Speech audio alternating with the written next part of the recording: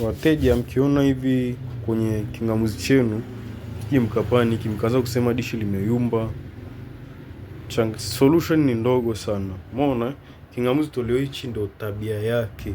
Kwa hiyo unachotakiwa kufanya, kwenye remote hapa unabonyeza menu. Ukishabonyeza menu unakuja kwenye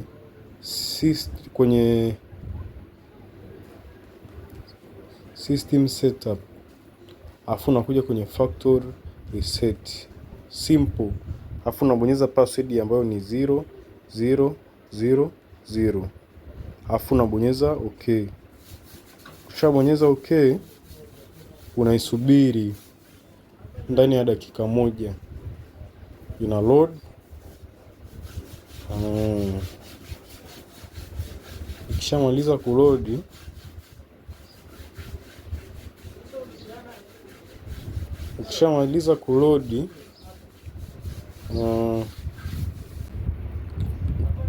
wewe anakuja ikishamaliza kuload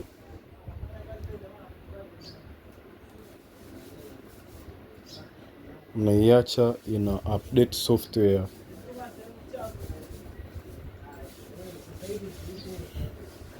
Ina update software kama hivyo, itazimika tena alafu itawaka, itaanza kuload tena.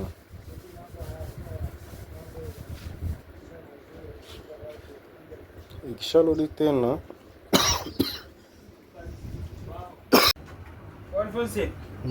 Hapa mnaenda nakupa mzee. Nakupa hela mafuta tu. Kwa nini kuja jaza? Umeona hapa tayari kinaonyesha kuna kagua chaneli simple tu. Hapa nimeshachukua 20,000 kiurahisi, kiulaini. Zinawaka hivi. Umeona hapa na update software. Umeona setup ya kwanza inamaliza chap tu faster, unaisubiri.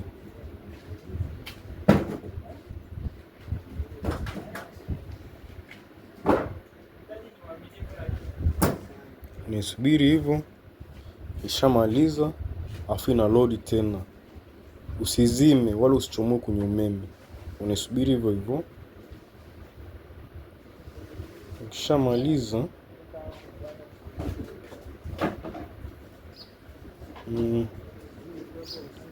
Ukishamaliza ukifika hapa unipa lugha English, Tanzania, afu una scan.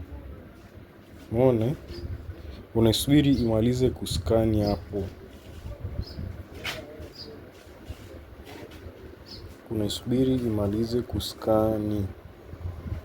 Hivyo ndo namna ya kurudisha channel kwenye kingamuzi cha Azam, na ni namna pia ya kurudisha picha channel iendelee kuonyesha kama ilikuwa haionyeshi.